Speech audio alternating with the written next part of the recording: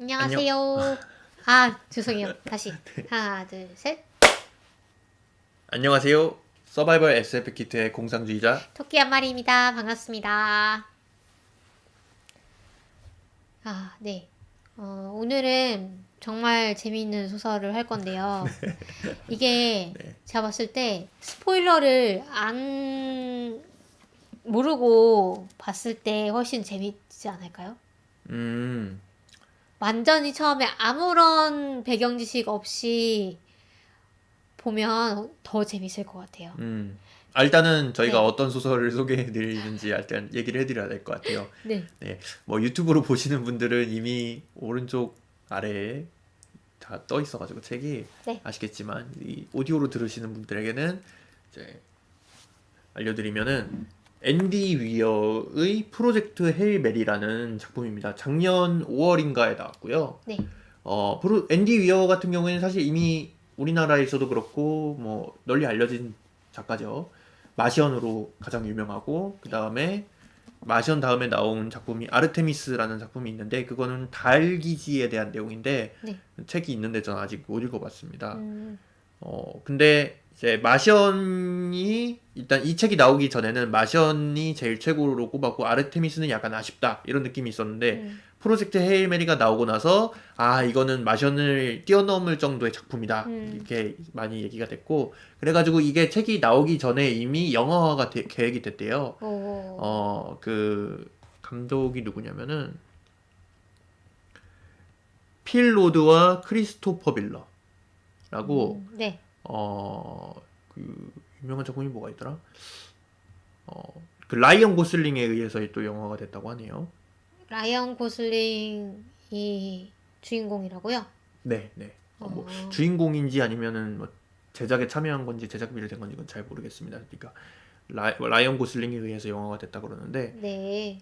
감독은 필로드 앤 크리스토퍼 빌러라고 이게 작품을 제가 기억이 안 나가지고 네. 아무튼 그렇게 됐고요. 그 다음에 이게 굉장히 약간 그 하드 SF입니다. 그렇죠. 어떤 느낌이냐면은 그 과학 내용이 굉장히 많이 나와요. 뭐 마션에서도 뭐 과학으로 쌈 싸먹어 주지 막 이런 거 나오긴 한데 네. 그 과학을 이용해서 서바이벌 하는 내용이라고 생각을 하시면 될 것 같습니다. 굉장히 그 네. 과학적인 고증을 충실히 하는 부분이 많고 네. 뭐 상대성 이론도 나오고 뉴턴 역학도 나오고 입자 물리학도 나오고 생물학도 나오고 별별 내용이 다 나와가지고 그렇죠. 약간 그 과학적 지식에 좀 익숙하지 않으신 분들이 읽기에는 좀 힘들 수도 있다는 생각이 들어요. 그러니까 저도 제가 읽기에는 되게 재밌었는데 네. 과학에 저만큼 그러니까 저는 전공을 했었으니까 생명과학을 근데 전공을 하지 않은 분이 읽었을 때 나만큼 뭔가 약간 풋 하면서 읽을 수 있을까? 네. 좀 약간 스낵처럼 읽을 수 있을까라는 생각은 좀 들었어요. 네.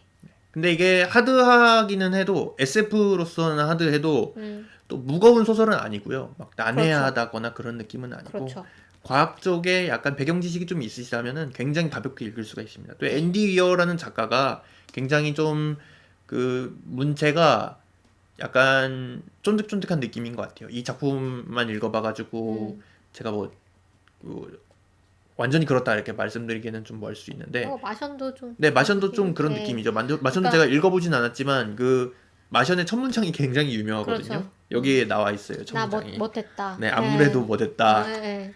음, 좀 껄렁껄렁하고 음, 약간 미국식 개그 뭐 이런 거 많이 치고 네, 좀 그런 말투죠. 네, 그래서 사실 여기에 나오는 주인공도 그 마션의 주인공이랑 좀 너무 좀 비슷한 느낌도 성격이 예, 있어요. 그런데 좀 그다음에 여기 나오는 주인공이 이제 그 과학 선생님이거든요. 네, 그래서 아주 설명을 최대한 쉽게 뭐라고 해야 음, 되죠? 비유를 들어가지고 쉽게 하려는 그런 노력도 많이 보이긴 합니다. 네, 그리고 또 번역이 굉장히 잘 돼 있는 것 같아요. 맞아요. 번역을 아주 찰지게 하셨더라고요. 제가 봤을 때 그 말장난이라던가 이런 것도 초월 번역을 나름대로, 다. 그 한국어로도 말이 되도록 아주 잘 하셔가지고, 그 번역 아주 매끄럽습니다. 네. 스토리 같은 경우에도 굉장히 좀 위기 굉장히 잘 활용을 해가지고 굉장히 좀 책을 놓기가 어렵게 만드는 음, 그런 맛이 있고. 네. 그다음에 아까 말씀하신 네, 그 피에로드 앤 크리스토퍼 밀러는 네, 마블의 아까 지난번 방송에서 다뤘던 실크의 음, 드라마화 프로젝트에 네, 또 참여할 예정이고 하와이 매치어 마더를 시즌 1을 각본과 제작을 했었고 그 다음에 하늘에서 음식이 내린다면 네, 요거를 이제 제작을 하셨던 감독이네요. 애니메이션이었죠, 그게. 네, 음, 네, 네. 그리고 그렇습니다. 이 작품은 제가 그 일본 SF 팬들이 하는 뭐 스페이스 같은 걸 들어봤을 때, 이 작품이 그 올해 일본 SF 중에서 해외 SF 중에서는 1등을 하지 않을까라는 얘기를 많이 하더라고요. 그 일본에서는 매년 이 SF가 읽고 싶어라는 그 랭킹을 발표를 하거든요. 국내편 1에서 10위, 그다음에 해외편 1에서 10위를 발표를 하는데 해외편에서 1위를 하지 않을까라고 꼽히고 있는 작품입니다. 콩탕콩님이 음속어로 본다고 하시네요. 책을 아직 안 읽어가지고 아, 음속어로 본다고 하시는데 이게 뭐 저희 방송을 안 듣고 읽으면 제일 재밌을 것 같긴 합니다만 그래도 저희가 스포일러 얼러트를 제가 중간에 줄거리 네, 소개를 할 때 넣겠습니다. 네. 알겠습니다. 일단은 뭐 대략적으로 좀 스포일러가 없는 선에서 좀 줄거리를 설명을 하자면은 어 태양에 태양이 병에 걸려요. 네, 그래가지고 태양이 점점 어두워지게 되죠. 네, 뭐 그 그래서 이유는 뭐 이따가 설명을 드리겠습니다만 네, 이 주인공이 이제 아까 말씀드린 대로 중학교 과학교사인데 라일랜드 그레이스라는 사람이에요. 이 사람이 우주선을 타고 먼 행성에 가가지고 이 질병을 치료하기 위한 어떤 방법을 모색하는 그런 소설입니다. 네, 대략적으로 스포일러가 없는 선에서는 그렇죠. 이렇게 스토리를 얘기할 수 있을 것 같고 네, 저희가 본격적으로 스포일러를 하기 앞서 좀 평가를 좀 내려볼까요? 대략적으로? 음, 음, 일단 저는 아주 재밌었고요. 네, 네, 사실 처음 어, 앞쪽이 더 재밌었어요. 그러니까 음, 반을 나눈다면은 음, 소설의 반을 음, 나눈다면 뒤쪽 절반보다는 앞쪽 절반이 훨씬 음, 재밌었다. 뒤쪽은 약간 예측 가능한 전개랄까요? 아, 그래서 조금 김이 새는 느낌이긴 했고, 그다음에 이게 해피엔딩인가 새드엔딩인가? 이것도 음, 저는 얘기해 볼 만한 음, 주제다라고 생각이 들고요. 첫 번째 절반은 진짜 막 이렇게 그 예상을 깨는 전개가 계속 되면서 와 이럴 수 있단 말이야 이러면서 되게 재밌게 읽었습니다. 그리고 아까 잠깐 말했듯이 이제 과학을 전공하신 분들, 공학을 전공하신 분들이 읽으면 정말로 빠져들어서 아주 좀 공감을 많이 하면서 읽으실 수 있는 그런 내용이고요. 근데 또 저는 약간 PTSD가 오더라고요. 실험실 얘기가 나올 때, 네, 실험실에서 어, 실험은 실패하는 게 뭐라고 해야 되죠? 일상이다. 네, 디폴트거든요. 그래서 실험을 계속 막 실패하고 문제가 뭐지 뭐 때문에 안 되는 거지 하면서 막 이것저것 다 이렇게 한 스텝 한 스텝씩 이제 검증을 해나가면서 이제 트러블 슈팅을 하는 모습이 이런 게 과학을 하는 것이지만 저는 그것에 질려가지고 이제 떠나왔기 때문에 좀 예, 그런 부분이 있었고요. 그래도 아주 이 과학이라는 게 얼마나 재밌어질 수 있는가, 그다음에 얼마나 유용할 수 있는가 이런 것들을 아주 잘 보여준 작품이 아닌가. 그러니까 과학을 한다는 것이 무엇인가, 뭐 이런 것도 좀 많이 보여주는 작품인 것 같아가지고 과학 커뮤니케이션 측면에서도 상당히 괜찮은 작품이 아닌가. 왜냐하면 이제 음, 주인공이 중학교 과학 교사로서 상당히 그 과학적 개념을 알기 쉽게 좀 설명을 하려고 노력을 하고 있고 어, 대부분의 경우 그것에 성공을 하고 그다음에 또 어떤 실험적인 방법론에 대해서도 반복적으로 이것이 좀 독자가 익숙해지는 질 수 있도록 좀 간접 경험을 시켜주고 있기 때문에 그런 부분에서도 좀 괜찮은 작품이 아닌가라고 생각이 들었고요. 다만 저는 이제 마션에서도 그랬는데 주인공이 너무 애 같다는 생각이 들었어요. 성인 어른인데 네. 너무 좀 애 같고 말투도 그렇고 네. 행동도 좀 그렇고 물론 이제 어른이라 하더라도 네. 모두 마음속에 그 아이 하나씩을 품고 있죠. 네. 그렇지만 너무 이분은 발랄하다. 이분은 그냥 대놓고 너무 애기같이 이제 행동을 하는데 그것에 대해서 주변 사람들이 그렇게 막 제지를 하지 않고 오히려 좋아해 준단 말이에요. 그래서 너무 세상을 그 약간 만만하게 사는 게 아닌가 이분은 그런 생각도 조금 들었고요.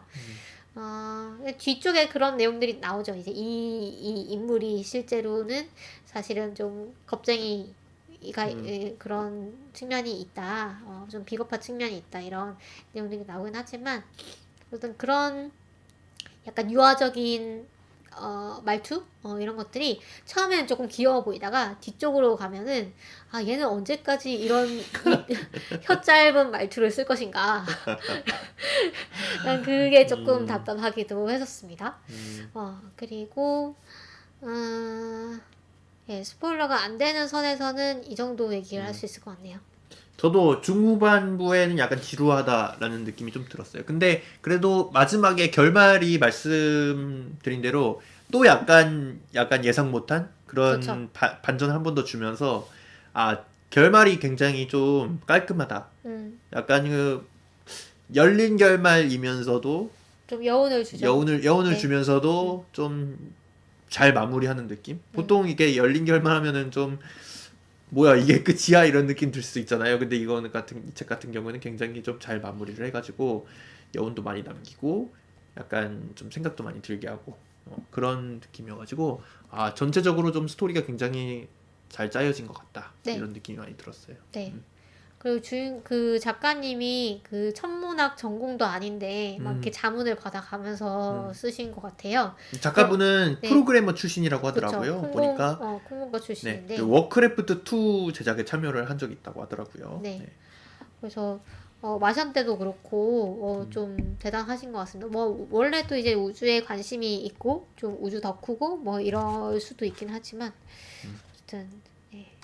네. 이 감사의 말에 보면은 그 중성미자 얘기가 나오는데 그 네. 부분에 대해서는 찰스 듀바라는 분이 그 자문해 주셨는데 고등학교 동창이라고 하더라고요. 굉장히 다양한 곳에서 이렇게 자문해 가지고 좀 공을 많이 들이시는 것 같아요. 그런 고증 같은 부분에. 네. 그런 부분은 어떻게 보면은 좀 SF를 읽는 사람의 입장에서는 네. 굉장히 고맙다고 해야 될까요? 뭐라고 해야 될까요? 반갑죠. 읽는 재미도 음, 있죠. 네. 아무튼 그래서 스포일러가 없는 선에서 평가는 이제 여기까지고요. 네. 본격적으로 줄거리를 좀 세세하게 얘기를 해드리겠습니다. 이것도 저희가 그 스포일러가 될 수 있는 부분에서 좀 경고를 드리는 식으로 할 거고요. 네. 일단은 주인공이 이제 말씀드린 대로 라일랜드 그레이스, 줄여서 이제 그레이스라고 부르겠습니다. 그레이스인데 그레이스 너무 여자 이름 같지 않나요? 음, 저 계속 약간 그래 얘 남자였지 이러면서 네. 머릿속으로 이제 등장인물을 상상할 때 네. 계속 약간 그레이스라고 하니까 좀 네. 그런 느낌이었나요? 네. 아무튼 이 사람이 낯선 곳에서 낯선 전장이다 이러면서 깨어나요. 네, 깨어나고 보니까 자기 이름도 기억이 안 나고 여기가 어딘지도 기억이 안 나고 자기 직업도 기억이 안 나고 그런 상태예요. 그리고 이제 자기 주변에 어떤 사람이 2명이 누워 있는데 둘 다 죽어 있어요. 네. 죽어 있고 이제 백골화가 되어 있어요. 음. 다 미라가 돼가지고 막 삐쩍 마른 상태로 이렇게 죽어 있고 그다음에 로봇이 자기를 이제 돌봐줬다는 거를 이제 알 수가 있었어요. 로봇이 이제 자기를 이제 그 몸에 이제 주사 같은 것이 다 꽂혀져 있는데 그런 것들을 다 관리를 해주고 그다음에 욕창이 안 생기게 계속 이제 뒤집어주고 막 이런 것들을 했다는 거를 이제 알 수가 있었고 이 사람이 이제 기지를 발휘해가지고 이제 이 자기가 있는 곳이 우주선이라는 것을 알게 됩니다. 그거를 알게 된 경위가 뭐냐면은 그 진자를 이용하죠. 진자에 죽이는 이 중력에만 이제 의존한다. 어떤 이 추의 길이나 추에 달려 있는 이 그 무게, 네. 네, 진자의 무게라던가 이런 것들에 의존하지 않고 온전히 이제 중력에만 의존하는데 이 진자를 이제 돌려가지고 그것의 주기를 평균을 내가지고 계산을 해봤더니 중력이 지구 중력의 1.5배라는 결론이 나와가지고 아 이것은 지금 가속을 하고 있는 우주선이구나라는 것을 알게 되고 그런 것들이 이제 발견하는 과정에서 한편으로는 이제 자신의 과거를 이제 계속 회상을 하면서 그 이야기가 이제 같이 가거든요. 자기가 이제 그러니까 기억을 떠올리는 거죠. 네, 음. 떠올려야 되는 거고, 그래서 그 설정이 참 영리하다고 생각했어요.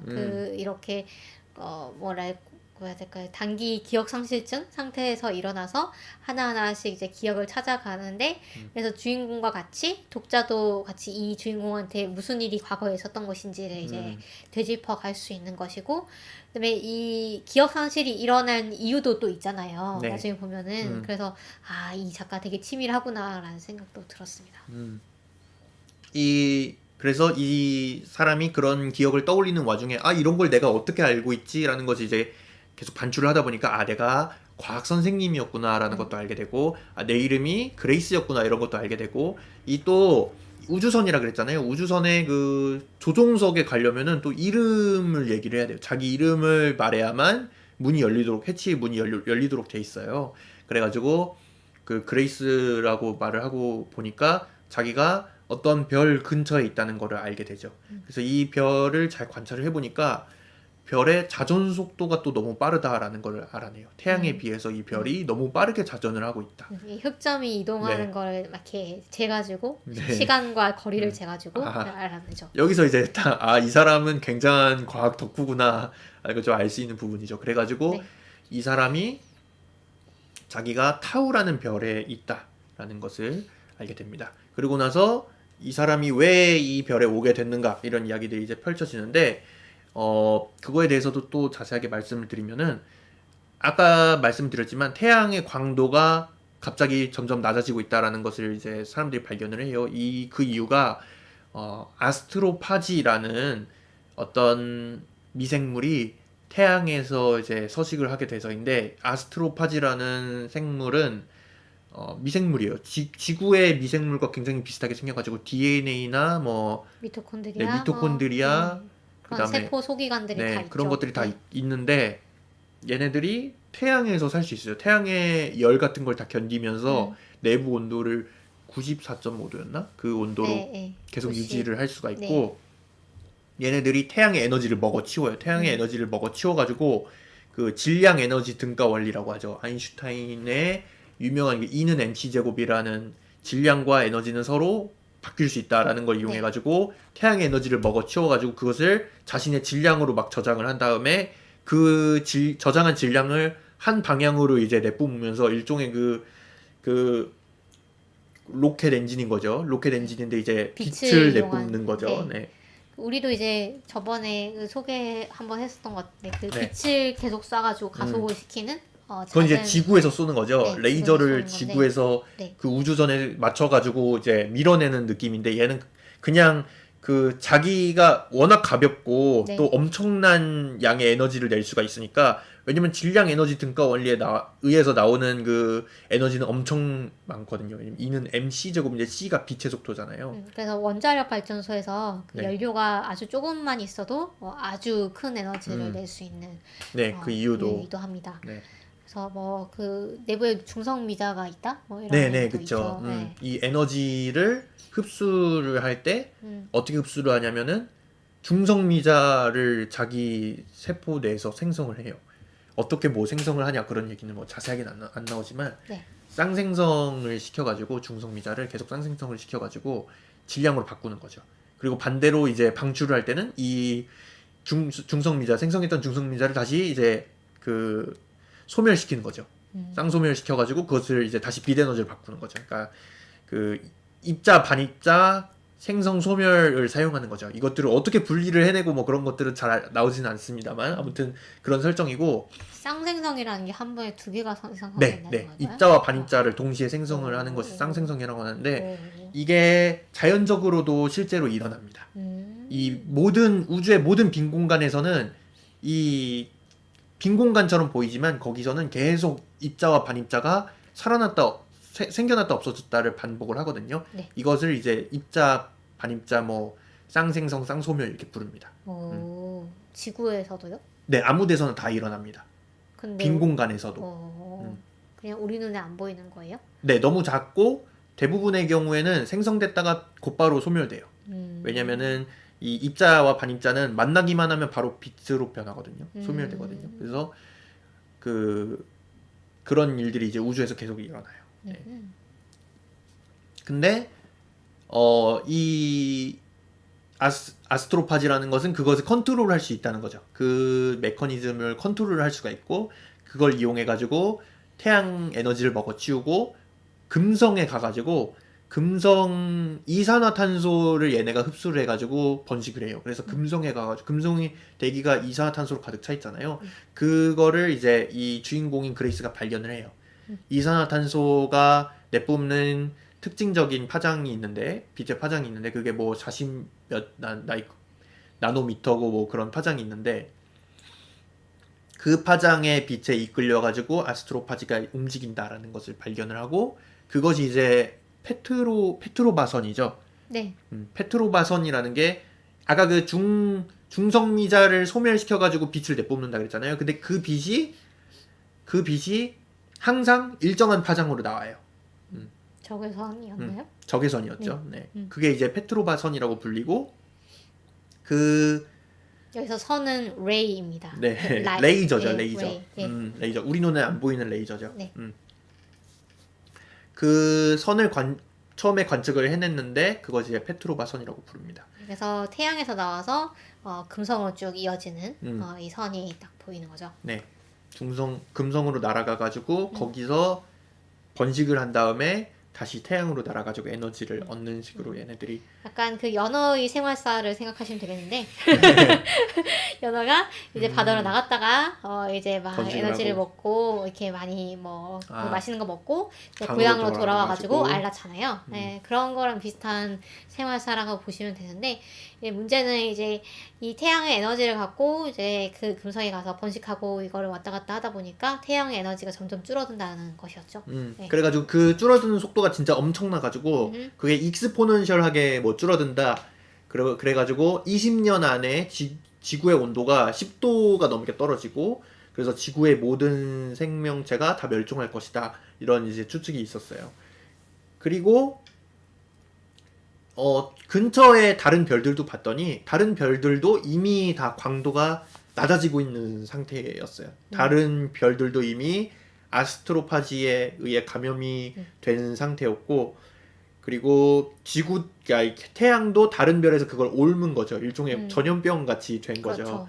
그런데 이 하늘의 별들을 잘 관측을 해보니까 지구에서 12광년 떨어진 타우라는 별이 있는데 그 별만 아스트로파지에 감염이 안 된 상태였습니다. 네, 그 감염이 되는지 안 되는지 모르겠지만 어쨌든 밝기가 일정하더라. 네, 광도가 내려가지 않는다는 거였죠. 그래서 얘는 뭔가 면역이 있나? 이러면서 거기에 이제 비밀을 밝히러 가는 거죠. 그래가지고 아스트로파지를 연료로 하는 우주선을 만들어가지고 아스트로파지가 이제 이 특정 파장에 의해서 이끌려서 이제 움직이잖아요. 그 현상을 이용해가지고 엔진을 만들어요. 네. 아스트로파지로 가는 엔진을 만들어가지고 아스트로파지를 무진장 이제 사육을 해가지고 엄청나게 많이 만들어가지고 증식을 마구마구 시켜가지고 이산화탄소를 이용해서 그렇죠? 그래가지고 이 편도행 우주선을 하나 만들어가지고 거기에 이제 3명을 태우죠. 그 3명이 바로 야오랑 일유키나랑 그다음에 그레이스 이렇게 3명이었는데 이 그레이스가 타우라는 별에 도착했을 때 이미 야오하고 일유키나는 알 수 없는 이유로 아마 그 로봇이 뭔가 돌봐줄 수 없는 그런 의료적인 사고 병이 일어나가지고 죽은 것 같아요. 그렇게 추측을 하고 그래가지고 그 셋을 타우의 별로 보내가지고 왜 타우의 별은 감염이 안 되고 있는가 그런 걸 알아내기 위해서 이제 보낸 거죠.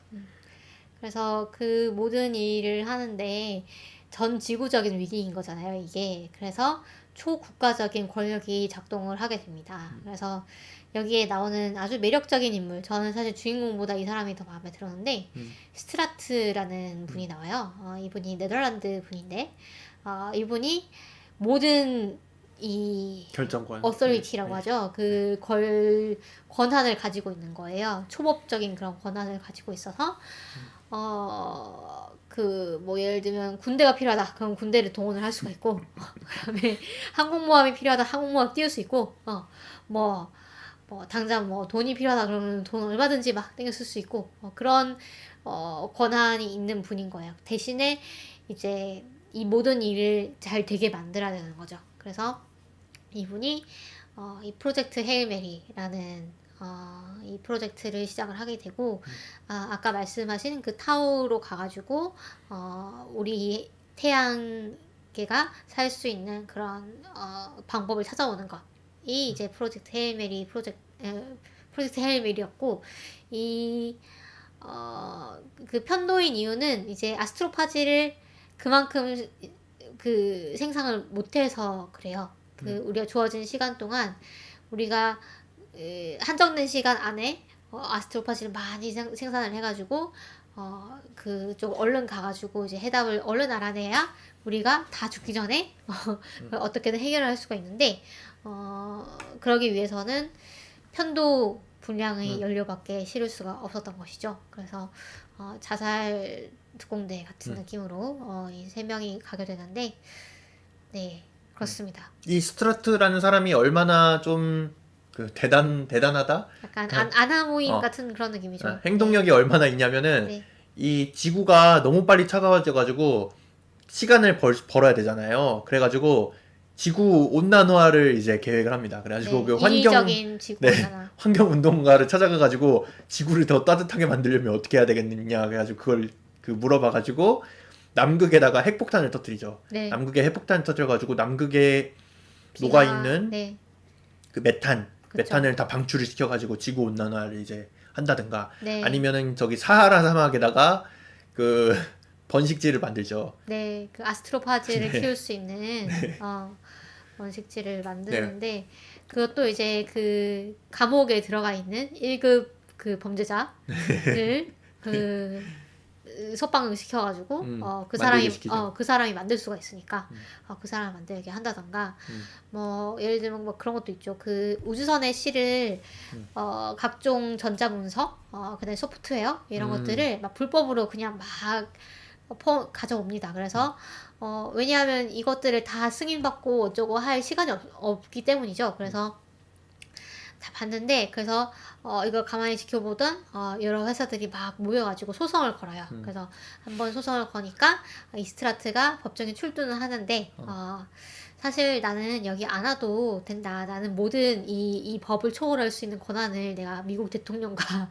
누구 서명을 갖고 있다. 그래서 판사님 이거 보세요. 이러면서 그래서 그러면서 이제 저쪽이 이제 뭔가 신문을 하기 전에 그냥 나가버리죠. 그 재판장을. 그래서 아니 재판장을 나가면 안 되지. 막 그 예의가 아니지. 막 이러니까 그래요? 그러면 나를 어떤 군대로 막을 생각이죠? 저한테는 미국 군대가 있는데요? 이러면서 그런 식의 아주 약간 버릇 없다고 볼 수도 있고 상당히 좀 재수없다고 볼 수도 있지만 그래도 뭔가 아주 쿨한 언니가 아닌가라는 생각이 들면서 이 사람은 이제 그런 감상적이 되거나 좀 관료적이 되거나 이럴 여유가 없는 거예요. 최대한 빨리 이 프로젝트를 만들어야 조금이라도 사람이 덜 죽기 때문에 그래서 그렇게 초법적 권력을 써가지고 그 아주 뭐라고 해야 될까요? 실행력이라고 해야 될까요? 이런 것들을 보여주는 장면들이 약간 카타르시스가 왔습니다. 저는 저는 아주 관료적인 그런 것들 혐오하는군요. 아니 혐오한다기보다는 그런 것도 이제 나름 장점이 있죠. 네. 그런 관료제가. 근데 그 어떤 절차를 따라야 되는 그런 조직에 보통은 있으실 거예요. 회사나 뭐 이런 조직은 이제 뭔가를 하려면 상사에게 이제 결제를 받아야 되는 것이고 그 위에 상사에게도 결제를 받아야 되는 것이고 한데 그런 부분들 다 이렇게 뛰어넘는 이런 모습을 보면서 좀 대리만족이 됐달까요? 네. 네. 아무튼 그래가지고 그레이스가 그런 것들을 이제 다 깨닫고 이제 그러면은 제일 먼저 해야 되는 일이 페트로바선을 찾는 거죠. 그 특이한 그 파장의 빛 그걸 찾는 거라서 그 만원경을 딱 가동을 합니다. 그랬더니 이제 여기서 스포일러 얼러트가 한번 있겠습니다. 삐용삐용 뿅뿅. 삐용삐용. 네. 그래서 딱 관찰을 했더니 이상한 물체가 페트로바선을 막 내뿜고 있는 거를 발견을 해요. 그 물체가 뭐였냐면은 바로 외계인의 우주선이었습니다. 그 외계인이 나왔습니다. 네, 외계인이 네. 나와요, 갑자기. 외계인이 나오고, 그, 외계인하고 소통하는 것도 되게 웃겨요. 막, 이 우주선을, 서로 이제 모르잖아요. 서로 처음 보고, 그 다음에 서로 적대가 있는지도 모르고 하니까, 서로 약간 뭐라 그러죠? 테스트 같은 걸 이제 하는 것 같아요. 언어도 서로 안 통하고 하니까, 음, 일단은, 내가 하는 행동을 저쪽에서 따라 한단 말이에요. 네. 예를 들면, 엔진을 잠깐 껐다 켠다. 잠깐 2번 깜빡인다. 이러면은 저쪽에서도 2번 깜빡이고, 우리가 흔들흔들 하면은 저쪽에서도 흔들흔들하고. 네, 그 다음 우주선을 막 뺑글뺑글 돌리는데, 그거는 사실 의도한 게 아니고, 인공 중력을 얻기 위해서 우주선을 뺑글뺑글 이렇게 돌리니까 그쵸. 저기서도 똑같이 뺑글뺑글 돌리고 좀 귀엽죠. 네. 네. 그래가지고 쟤네가 지성이 있구나, 있다는. 지성이 있고, 그 다음에 우리를 호의적이다. 공격할 그런 의사보다는 우리랑 소통하고자 하는 그런 의지가 있구나, 라는 거를 깨닫게 됩니다. 그래서 그 우주선에 있는 외계인하고 만나니까 그 외계인은 에리드라는 별에서 왔어요. 에리드라는 별에서 왔는데 그레이스가 그래서 에리디언이라고 부르고, 얘네들은 왜 피가 우리처럼 이렇게 말랑말랑한 게 아니라 약간 갑각류 같은 느낌인 것 같아요. 그래서 굉장히 딱딱한 돌 같은 그런 외피를 가지고 있고, 그 다음에 그 중심부가 오각형인데 팔다리가 그 오각형에서 방사형으로 이렇게 5개가 나 있는 그런 신체를 가지고 있고, 얘네들이 또 그 200도에서 살아간다고 돼 있어요. 200도에서 살아가고, 기압도 그 29기압인가? 그런 곳에서 이제 살아가는 그런 생명체라서 아주 사실 뜨겁고, 네. 그 다음에 기압도 높고, 그 다음에 암모니아 대기였잖아요. 네네네. 그렇죠. 암모니아로 가득 찬 그런 대기에서 사는 애들이라 가지고 우리가 그쪽으로 가면 죽잖아요. 네. 거- 그다음에 그쪽도- 거기서 네. 우리로 와도 죽죠. 네. 네. 네. 그래가지고 그 서로 막 이렇게 교류할 때 그 투명한 그 판때기를 가운데 두고 이제 대화를 하고 그러죠. 네. 네. 뭐 격리실 사이에 두고 뭐 이렇게 얘기한다고 생각하시면 될 것 네. 같아요. 그 만난 외계인이 한 명이에요. 얘네들이 23이서 우주선을 타고 여기로 왔는데 다 죽고, 한 명 로키라는 외계인, 그러니까 로키라는 이름은 이제 그레이스가 붙인 겁니다. 네. 그 아까 바위처럼 딱딱한 이 네. 껍질이 있기 때문에 네. 네. 로키라는 외계인 한 명만 남고 다 죽었대요.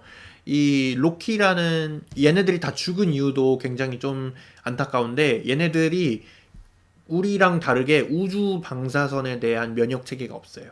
면역 체계도 없고 방사선이라는 게 있다는 것도 몰랐죠. 그러니까 우리 인간은 이 우주 방사선에 노출이 되면은 DNA가 공격을 받잖아요. 네. 그게 일종의 암이 되는데, 우리 세포가 그런 암세포를 계속 먹어치우는 면역 작용이 있잖아요. 그리고 DNA도 이게 오류가 발생하면 그걸 복구하는 메커니즘이 있죠. 네.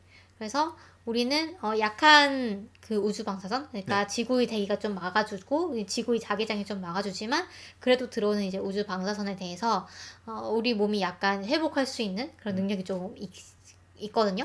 그리고 우리는 우주 방사선의 존재를 알기 때문에 우주에 나갈 때는 이 우주 방사선으로부터 차폐를 해야 이 안에 사람이 안전하다, 이런 걸 아는데 이 외계에는 우주 여행을 할 기술이 있으면서도 그 우주 방사선이 있다는 걸 몰랐던 거예요.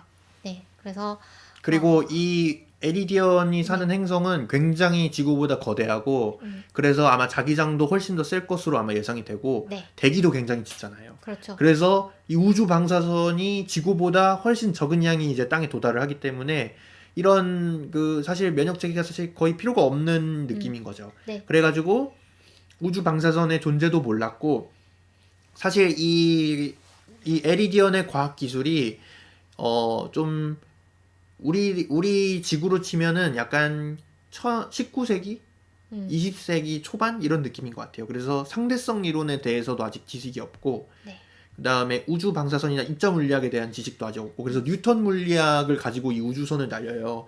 뉴턴 물리학을 가지고 우주선을 날리는데, 얘네들이 자기 말로는 우주선을 아무리 엔진을 빠르게 해도 충분히 빨라지지 않는다 막 이렇게 얘기를 하고 그런 식으로 이제 얘기를 하거든요. 왜냐면은 그 시간 그 왜곡 네. 그 빨리 가면 이제 시간이 점점 느리게 되잖아요. 그런 것들에 대한 지식이 음. 하나도 없다 보니까 음.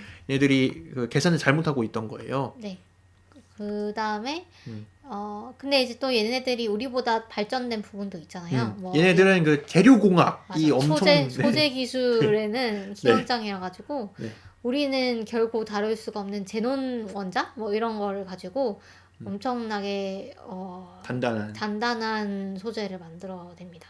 그래서 그거를 이제 그레이스가 제노나이트라고 부르죠. 음, 음. 그리고 그 에리디언 강철 또 이제 인간이 도저히 그 알 수 없는 그 배합을 이용해 가지고 강철을 만들었는데 그게 합금을 만들었는데 예. 인류가 썼던 어떤 그런 합금보다도 강력하고 뭐 그런 것들을 막 만들어낼 수가 있어요. 그게 왜 그러냐면 아무래도 그 행성의 그 영향이 큰 것 같아요. 지구보다 훨씬 기압이 높고 그러다 보니까 더 단단한 물질을 아마 필요로 하고 더 단단한 물질을 만들 수가 있었고 실제로도 왜냐면 그런 재련 같은 것들이 지구보다 훨씬 더 뭐 쉬웠을 것 같아요. 아무래도 네.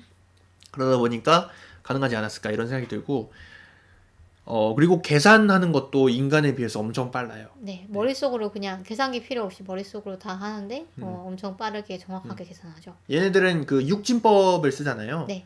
우리는 십진법을 쓰고 그래서 서로 약간 그 예를 들어 시간 같은 걸 계산할 때 힘들 수가 있잖아요. 그런데 그 에리디언 외계인이 다 십진법으로 계산을 해서 얘기해줘요. 너네는 헷갈리잖아 이러면서 내가 계산해 줄게. 너네 멍청하잖아. 네, 실제로 멍청하다고 얘기합니다. 네. 인간은 멍청하네. 그죠. 우리는 손이 이제 손가락이 10개니까 십진법을 쓰게 된 거고 걔네는 이제 손이 5개인데 거기에 손가락이 3개씩 있나요? 네, 3개씩 손가락이 있어요. 3개씩. 네. 그래서 양손 하면은 6개니까 이 6개 육신법으로 좀 문명이 발달을 한 것 같고요. 제가 대충 그림을 그려봤습니다. 네. 이게 상상화인데요. 이게 책에 나와 있는 그림은 아니고 네. 제가 그 책을 읽다가 네. 대충 이런 느낌으로 생기지 않았을까. 대충. 네. 그래서 거미랑 비슷하게 생겼다고 하고요. 좀 네. 징그럽다고 얘기를 합니다. 그다음에 처음에 공포스러워하죠. 네, 손이 팔이 5개? 네. 팔이 5개 있고 끝에 이제 3개씩 발톱 같은 게 달려 있고 그다음에 중간에 이제 몸통은 오각형으로 되어 있는데 여기 조금 중간에 좀 뿔룩 솟아가 있고 앞뒷면 또 대칭이라고 돼 있어요. 네. 그다음에 뭐라고 할까요? 좀 그 눈이 없어요. 맞아. 눈이나 입 같은 게 안 보이고 그다음에 그 뭐 방열판 뭐 이런 게 있어가지고 열을 좀 순환시키기도 하고 그렇습니다. 얘네가 막 그런 것도 얘기할까요? 얘네의 생태 습성. 네, 뭐 문화? 대충 얘기해 주세요. 얘네 좀 귀여운 습성을 가지고 있거든요. 누가 그러니까 잘 때 누군가 지켜봐 줘야 돼요. 그래서 혼자 못 자는 그런 너무 귀여운 성질을 가지고 있는데 이게 얘네는 자면은 혼자서 깨어날 수가 없다고 하던가? 그렇죠. 아예 의식이 없는 상태가 된다고 했던 것 같아요. 네. 못 깨어나는 건 아니고 인간 같은 경우에는 흔들어서 깨운다거나 하면은 깨는데 얘네들 같은 경우에는 그냥 약간 진짜 죽어 있는 느낌? 반쯤 죽는 그런 느낌? 네, 빈사 상태가 돼가지고 그래서 누군가가 항상 얘네를 이제 지켜봐주는 누가 자면은 다른 사람이 지켜봐주고 얘가 자면은 얘가 지켜봐주는 뭐 이런 식으로 문화가 발달했다 보니까 혼자서 자는 거에 대해서 대단히 거부감을 느끼고 주인공이 나 자러 갈게 이러니까 여기서 자 내가 봐줄게 내가 봐야 돼 이러면서 내가 봐줄게 그런 장면들 좀 귀여웠고 그래 또 귀여웠던 게 얘네는 먹는 것이 얘네가 이렇게 입과 항문이 같아요. 그래서 먹는 것이란 곧 싸는 것이란 말이에요. 그래서 아주 이 먹는 행위에 대해서 부끄러워합니다. 이것은 프라이버시 오브 프라이버시. 그래서 절대 다른 사람한테 보여주면 안 되고 역겨운 행위고 그래서 이게 뭔가 공개적으로 뭔가 먹는 거에 대해서 대단히 부끄러워하고 이 주인공이 너무 호기심이 들어가지고 너네는 어떻게 먹는지 너무 궁금하다 이러면서 보여달라고 하니까 진짜 네가 그렇게 사정을 하니까 내가 보여주긴 할 텐데 역겨울 거야 이러면서 막 그렇게 얘기를 할 정도입니다. 그래서 여러 가지 막 그런 게 나와요. 예를 들면 뭐 얘네들이 다쳤을 때 어떻게 회복하는가 뭐 이런 메커니즘 같은 것도 나오고 굉장히 설정이 네. 자세한 것 같아요. 네, 자세히 나오고 얘네들이 그 이 제노나이트 같은 거를 약간 3D 프린팅처럼 아주 자유롭게 뭐 좀 써가지고 그 우주선 안에 막 터널 같은 걸 만들어요. 얘네가 그 대기가 다르잖아요. 사는 대기가 인간이랑 이 에리디언이랑 다르니까 서로가 다른 구역에 있어도 소통할 수 있도록 이게 투명한 벽을 가진 그런 튜브 같은 걸 만들어가지고 그래서 협력을 막 해 나갑니다. 그래서 그래서 그 얘기를 했던가요? 그 에리드도 위기에 처해 있다는? 네. 아스트로파지를 똑같이 이제 감염이 돼가지고 별이 에리드가 이제 똑같이 별이 이제 광도가 낮아지고 있어서 그것을 해결하기 위해서 같은 목적으로 사실 온 거죠, 파우에. 그러니까 이게 제 생각엔 너무 우연의 일치가 아니었나. 그러니까 약간 좀 너무 지나친 행운이 아닌가라는 생각도 들기는 했어요. 여기 보면은 그런 얘기도 나오거든요. 우리 둘이가 물론 언어가 다르긴 한데 말이 통하긴 통하거든요. 그러니까 뭐라고 해야 될까요? 사고의 속도가 비슷해요. 그 다음에 둘이 어떤 들을 수 생물체 있는 그런 그쵸 가청 주파수 이런 것도 비슷하고 그다음에 생물체로서 단백질로 이루어져 있고 막 이런 것도 좀 비슷하고 고기를 먹는 것도 비슷하고 그래서 우리는 왜 이렇게 비슷하게 진화를 했을까? 그다음에 우리가 왜 하필 지금 이 순간에 이런 비슷한 문명 상태, 과학 기술이 약간 엇비슷한 그런 상태에서 만났을까? 이런 얘기가 중간에 나오기도 합니다. 나오기도 하는데 그럼에도 불구하고 아주 너무 운이 좋았다 주인공이 그런 생각이 들긴 해요. 네. 그 뭐 작품의 약간 이게 어쩌면은 그 작품의 약간 가장 주요한 사건이니까. 그렇죠. 아무튼 그래가지고 이 둘이서 이 에리드가 아니라 이 타우라는 별에도 이 아스트로파지가 번식을 하고 있는 이산화탄소 가득 찬 그런 행성이 있었어요. 그게 타우 2라고 부르는 행성인데 그 행성에 가가지고 아스트로파지가 이 행성에서 잘 번식이 못하는 이유가 있을 거다.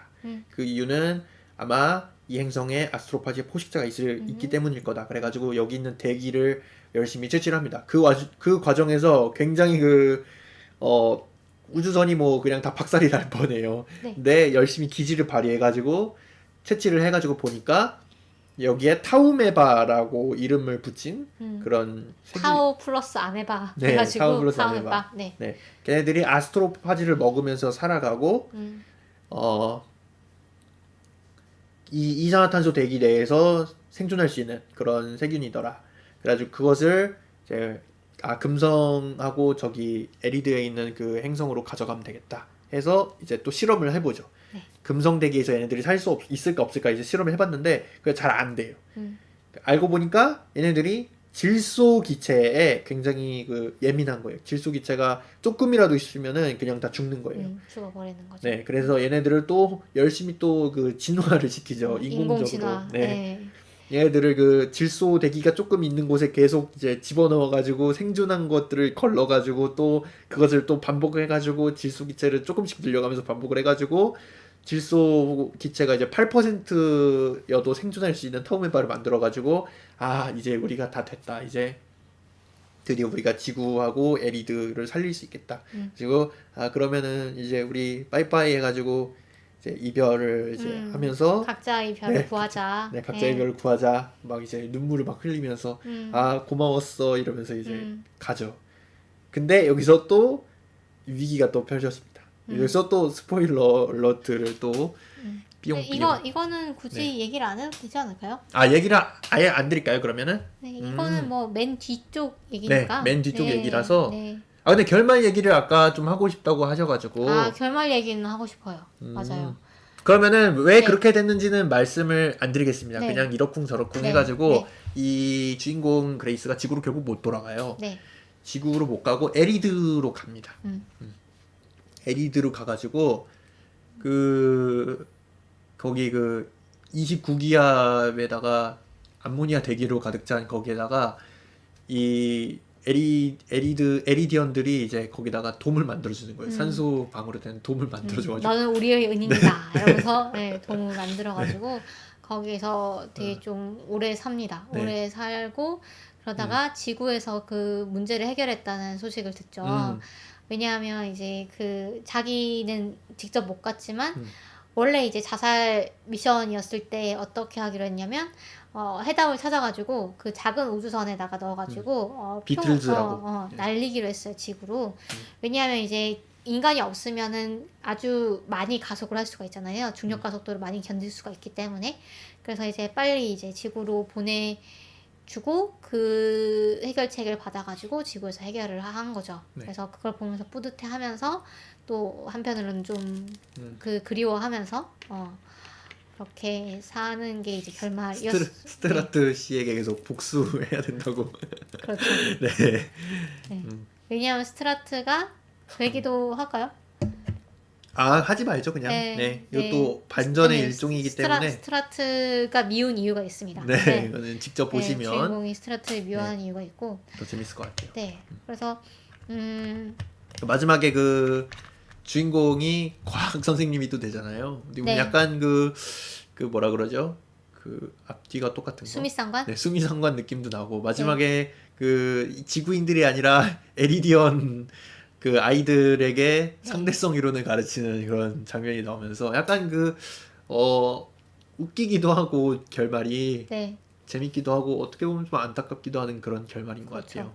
근데 약간 주인공이 지구에 그렇게 애착이 가는 가족이라던가 뭐 이런 사람이 있다는 얘기가 안 나와가지고 내 애들을 지켜야 돼라고 하지만 그 애들이라는 게 이제 학교에서 가르치는 학생들이잖아요. 그래서 뭐 어쩌면 거기서의 삶도 행복할 수도 있겠다라는 생각도 좀 들었고요.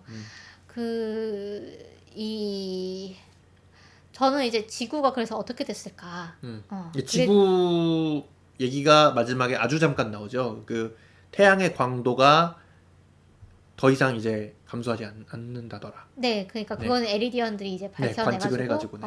알려준 건데 지구가 사실 그동안 계속 태양이 어두워지면서 영향을 받았을 거란 말이에요, 분명히. 그래서 그동안 인류에는 어떤 일들이 일어났고 또 어떻게 해서 나갔을까 뭐 이런 게 궁금하긴 했는데 그런 게 안 나와가지고 근데 사실 그런 게 쓰기 시작하면 너무 많아지고 좀 뻔해지고 뭐 이렇기 때문에 일부러 안 나온 게 아닐까라는 생각도 들긴 해요. 네. 그래서 그런 내용이었고 그래서 주인공이 처음에 이제 자살 미션으로 갔는데 지구로 돌아갈 수 있게 되는 희망? 그런 전개들도 나오고 그다음에 제가 아까 말씀드렸듯이 이 주인공이 아무것도 몰랐을 때 이 아스트로파지의 샘플을 가지고 얘네들이 어떤 성질이 있는가를 막 이렇게 찾아내는 실험들을 막 하거든요. 얘네들은 뭐 예를 들면 끓이면 죽을까? 뭐 아니면 찌르면 죽을까? 뭐 이런 것들을 막 다 실험을 해보는데 그런 빛을 쏘아보면은 관찰할 수 있을까? 네. 뭐 이런 거.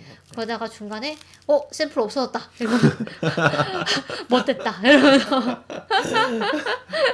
아주 자주 일어나는 그런 눈물. 네. 이 아스트로파지가 일정한 온도로 계속 있잖아요. 네. 94.5도인가 98.5도인가 뭐 있잖아요. 네. 그게 이제 중성미자가 생성될 때 그 중성미자의 온도가 그 온도라서 그런 거였는데 네. 얘네를 이제 찾기 위해서 불을 다 끈 상태에서 적외선 카메라로 이제 찾죠. 네네. 네. 그러니까요. 그래서 그런 장면들이 너무 재밌었어요. 네. 과학자답다고 해야 될까요? 네. 근데 사실 진짜 과학자는 저렇게 할 수 있을까? 라는 생각도 들기는 했고요. 그러니까 저 같으면 너무 어렵게 생각할 것 같아요. 오히려. 그러니까 좀 장비가 필요하다던가 좀 비싼 장비가 필요하다고 생각할 것 같은데 여기서 주인공은 막 그냥 목공소 가가지고 뭐 철물점 가가지고 뭐 좀 사와가지고 막 다시 막 실험해보고 막 이러잖아요. 그래서 그렇게 유연할 수 있었던 거는 어쩌면 이 사람이 그 저기 중학교 선생님이었기 때문에 좀 그렇게 싼 재료, 뭔가 구하기 쉬운 재료를 가지고 이 과학을 하는 좀 연습을 했기 때문이 아닐까라는 생각도 좀 들긴 했고요.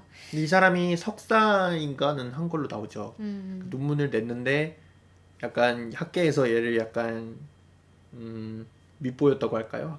학계에서 그러니까 뭐 생물이라는 게 물 없이도 약간 비주류 이론을 그쵸. 설파를 해가지고 네, 외계 생물 이론 중에 보통 우리가 물의 존재가 생명을 찾는데 되게 중요하다라고 알고 있잖아요. 저희도. 골디락스 존이라고 하는 것도 그쵸. 이제 물이 액체 상태로 있을 수 있는 그 영역을 말하는 거죠. 온도와 뭐 네. 조건 뭐 이런 것들 얘기하는데 근데 이 주인공은 그런 거 없어도 생물이 있을 수 있다. 사실 우리 고정관념일 뿐이지 생물이란 거 얼마나 다양할 수 있느냐 이러면서 그렇게 주장을 했다가 학계에서 좀 팽을 당했죠. 네.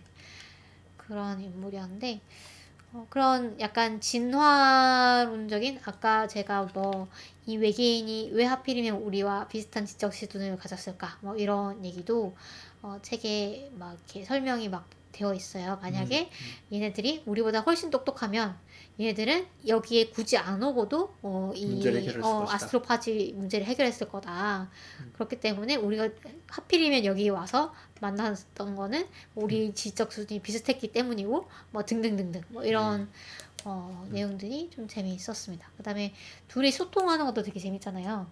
네. 언어를 굉장히 그 테드 창의 그 당신 인생 이야기 그게 많이 떠올랐어요. 그 부분을 읽으면서. 근데 그보다는 훨씬 쉽죠.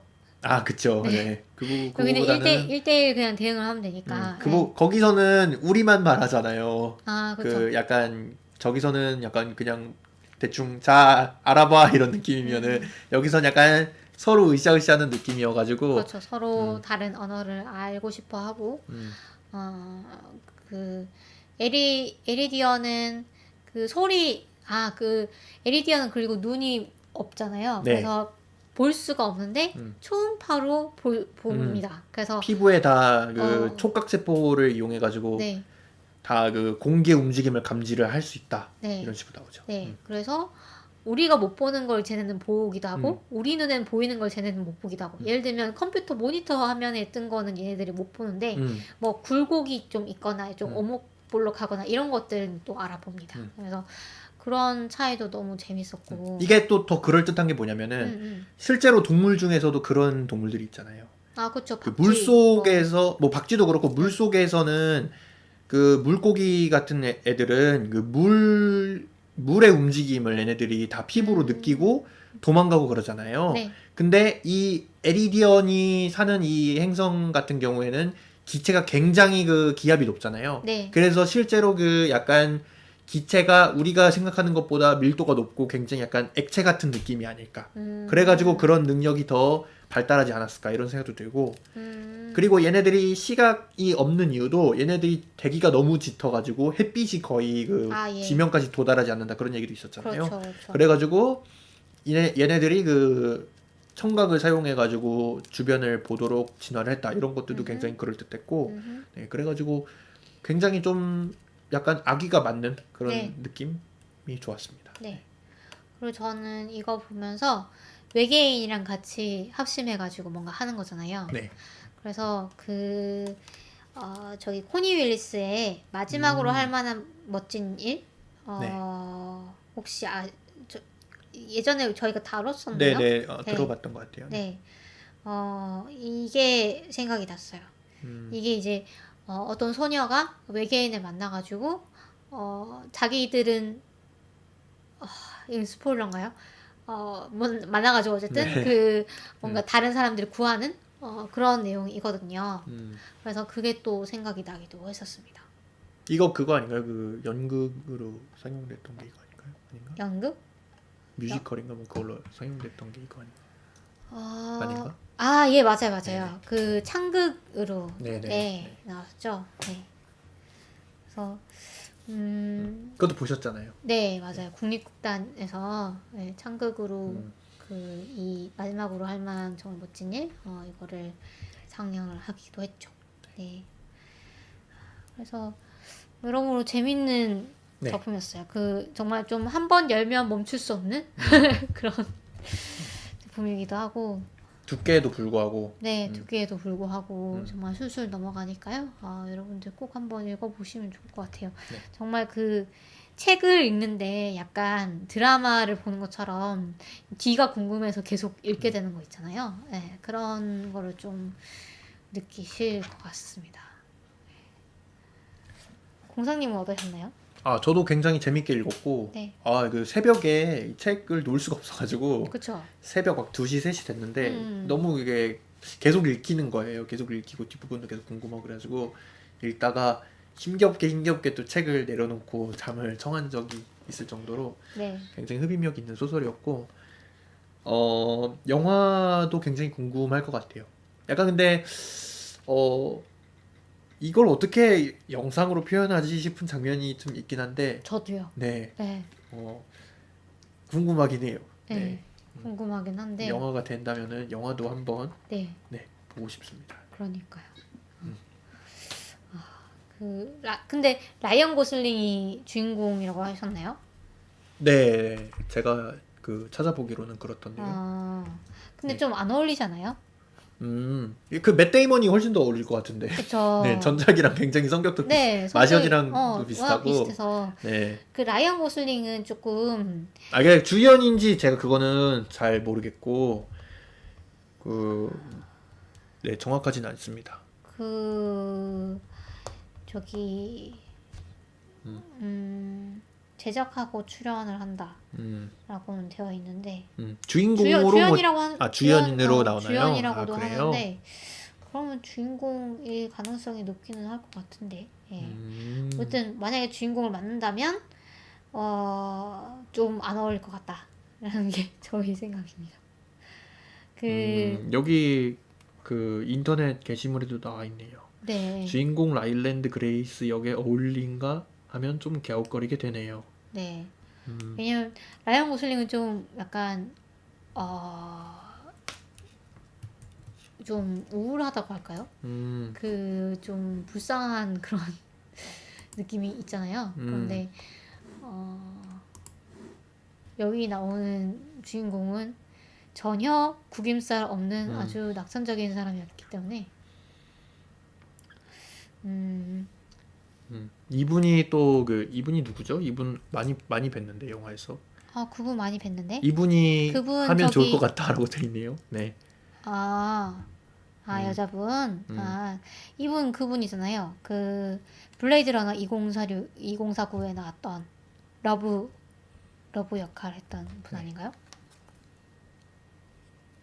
이 인터넷 게시물에 이분이 스트라트 역을 하면 좋지 않을까 이렇게 나와 있네요. 전 스트라트 볼 때마다 약간 뿔테 네. 안경 썼을 거라고 생각했어요.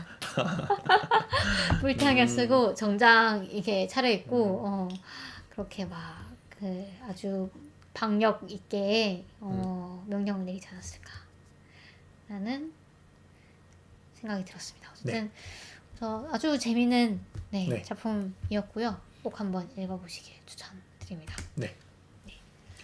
그러면은 여기까지 얘기 네. 나눠보면 될 것 같습니다. 네. 저희 방송은 어디서 볼 수 있나요? 팟빵 파티 유튜브 팟캐스트 아이튠즈 팟캐스트 그 다음에 흐름 살롱에서 들으실 수 있고요. 그 다음에 저희가 페이스북, 트위터, 인스타그램에서 소통하고 있으니까요. 어쨌든 편하신 곳에서 좋아요, 구독 해주시면 감사하겠습니다. 그러면은 저희 다음 주에는 단신으로 또 찾아뵙겠습니다. 다음 주는 이제 3월 말쯤이겠네요. 네, 그렇겠네요. 완전히 또 봄이 찾아와가지고 꽃도 그렇겠네요. 보러 가고 하지 네. 않을까 싶네요. 벚꽃 보러 가야 되는데 네. 코로나가 좀 잔잔해지면 좋겠네요. 네, 그럼 여러분 다음에 또 봬요. 바이바이.